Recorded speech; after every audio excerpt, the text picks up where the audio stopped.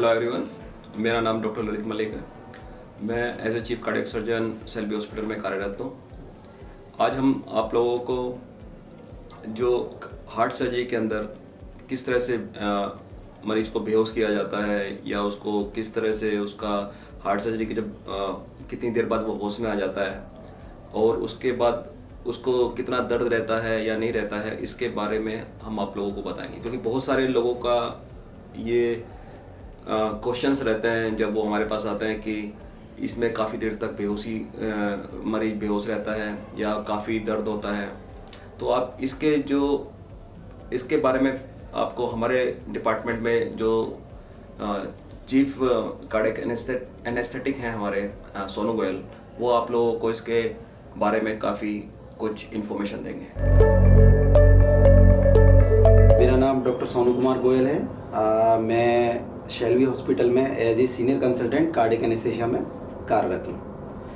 आज हम कुछ टॉपिक डिस्कस करेंगे related to the cardiac surgeries, including जो कार्डियक सर्जरी में पेशेंट को बेहोश करते हैं उसकी जो क्वेरी होती है पेशेंट्स को, उसके लिए भी, और दर्द से रिलेटेड। पहले तो मैं ये बताना चाहता हूँ कि जो लोगों में एक होती है एक या अजीब ही किस्म की, जैसे होता है ना, एक ऐसा सी लगती है उनको कि भाई हम पेशेंट को बेहोश रहेंगे तो कब होश आएगा, होश आने के बाद दर्द तो नहीं होगा।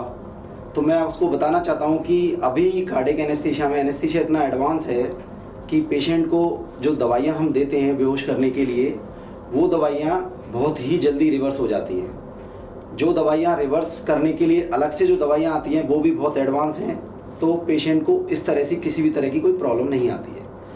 बात आती है दर्द की, तो दर्द में क्या होता है कि एक नॉर्मल होता है कि हमें दर्द कितना होगा और अगर दर्द होगा तो उसका आराम कितने दिन में मिलेगा। ऑपरेशन के बाद एक कन्वेंशनल प्रोसीजर होता है कि इंजेक्शंस होते हैं, दवाइयाँ होती हैं जिनसे दर्द का हमें आराम मिल जाता है।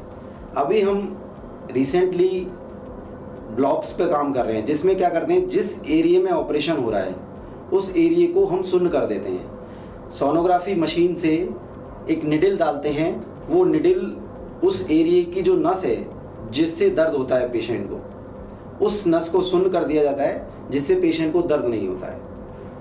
कार्डियक सर्जरी बेसिकली जो कन्वेंशनल है, जिसमें हम छाती में चीरा लगा के ऑपरेशन करते हैं, उसमें दोनों तरफ की नसों को सुन्न करना पड़ता है। अभी हम recently minimal invasive cardiac surgery कर रहे हैं, जिसमें कि हम छाती में एक छोटा सा चीरा लगाते हैं। लेफ्ट साइड में चीरा लगाते हैं हम किस चीज़ के लिए,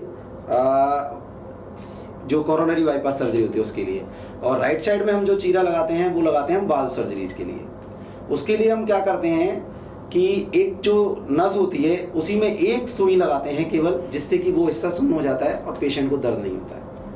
उसका फ़ायदा ये होता है कि पेशेंट एक तो बहुत जल्दी एम्बुलेटरी हो जाता है। एम्बुलेटरी से मतलब बेड से हम उसको बिठा देते हैं, बिठा के हम उसको सोफे पे बिठा सकते हैं। दूसरा, उसको सांस लेने में बहुत आसानी होती है, तो जो फेफड़ों की एक्सरसाइज है वो बहुत आसानी से कर सकता है।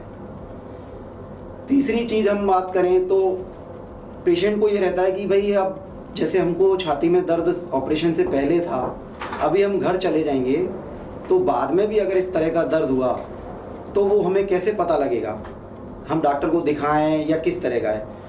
तो दर्द होने के 3 कारण हो सकते हैं। हो सकता है कि वो छाती में दर्द आपका हार्ट सर्जरी से रिलेटेड नहीं हो, ये आपको पहचानना बहुत ज़रूरी है। हो सकता है वो दर्द आपका मस्कुलर पेन हो सकता है वो हड्डी से रिलेटेड दर्द हो। इस चीज़ को पहचानने के लिए सबसे बढ़िया तरीका ये होता है कि आप अपने हाथ पैरों की एक्सरसाइज करें।